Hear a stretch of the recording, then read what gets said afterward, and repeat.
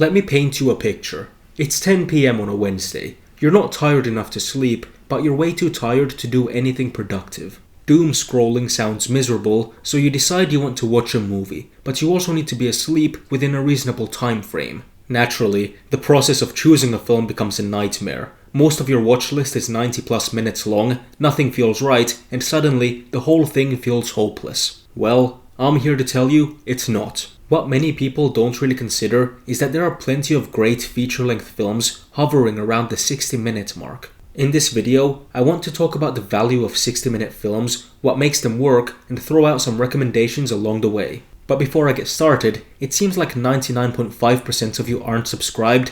That's pretty much everyone, so if you could subscribe, I would greatly appreciate it. As I've already hinted at, these movies are perfect for nights when you don't have much time, but still want to engage with art, or just unwind. One of the biggest reasons I, and probably many of you, struggle to pick a movie is the fear of committing a big chunk of time to something we might regret. Ironically, procrastinating choosing a movie is one of the biggest time wasters there is, but it's a trap we all fall into. One easy way to get around that problem is choosing films with shorter runtimes, around 60 minutes. There's something special about that length. It's low risk, high reward. If I don't like it, who cares? I only lost an hour. However, spending 2 hours on an empty experience is genuinely exhausting on a psychological level, at least for me. On the flip side, if I love a 60-minute film, it feels incredible. Suddenly I've discovered a bite-sized movie that's easy to recommend and even easier to rewatch because the commitment is so low. That's exactly how I felt after watching Jon Moritsugu's Terminal USA. I've already spoken about this film in my weird movie recommendations video, so I won't get too deep into it here, but the way I discovered Terminal USA perfectly sums up why I love 60-minute films. It was a Monday night, I was scrolling through my Letterboxd watchlist, nothing felt right, and I was getting annoyed. Suddenly, I landed on Terminal USA. The only reason I knew about this film was because people had compared it to the works of Gregor Raki. I figured why not check it out, it's only an hour long, but less than 5 minutes into the film, I knew I had found something special. Since then, I've shown the film to my brother and my girlfriend, both of whom love it, and Jon Moritsugu is now one of my favorite filmmakers. Another Moritsugu film that sits around the 60-minute mark is Modfuck Explosion. I'm not as passionate about it as I am Terminal USA, but it's still a consistently entertaining, hyper-stylized film packed with eccentric characters and lots of genuinely interesting ideas. A lot of 60-minute films tend to be low budget and highly experimental, and there's a good reason for that.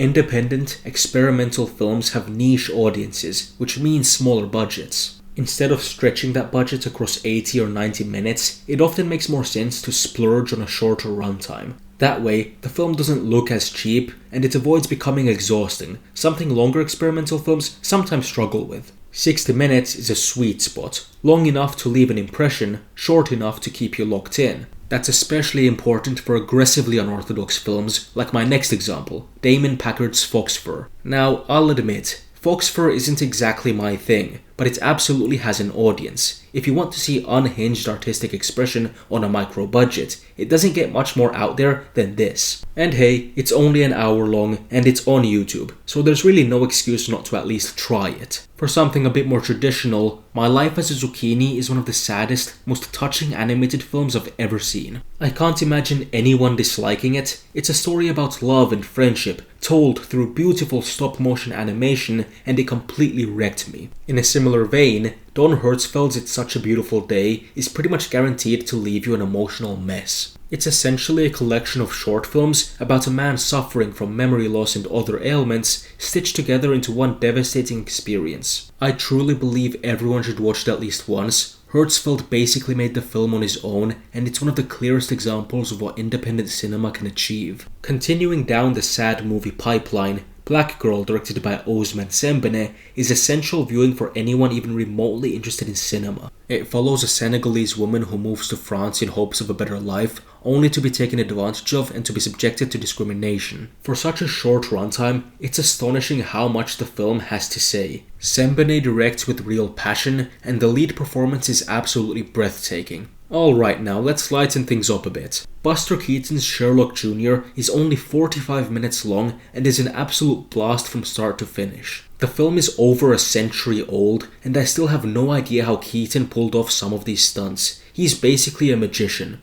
The more of his films I watch, the higher he climbs on my list of favorite filmmakers. If you're new to his work, Sherlock Jr. is a perfect starting point. I feel like I'm on a roll here, so let me rattle off a few more recommendations quickfire style. Lux Æterna is Gaspar Noé completely unhinged. The Flying Luna Clipper is a swirl of shapes and colors that form a beautiful nightmare. Documenteur is Agnès Varda at her most raw and personal. Tetsuo the Iron Man is an uncompromising landmark in body horror. I talk about it more in my body horror video. US Go Home is an intimate story with an incredible soundtrack. And finally, The Match Factory Girl, one of the bleakest, most soul-crushing films you'll ever see. And hey, that should about do it. These films are wildly different in tone and style, but they all share one important thing in common. They're short, yet packed with artistic value. Low risk, high reward. People often forget just how versatile cinema is. Not every movie needs to be 90 to 150 minutes long. Some of my favorite movies are only an hour long, while others are 4. That means there's always something worth watching, even late on a weekday. So next time it's 10 PM on a Wednesday and nothing feels right, remember, an hour is all you need. Watch more movies, people. It'll never be bad for you. See you next time.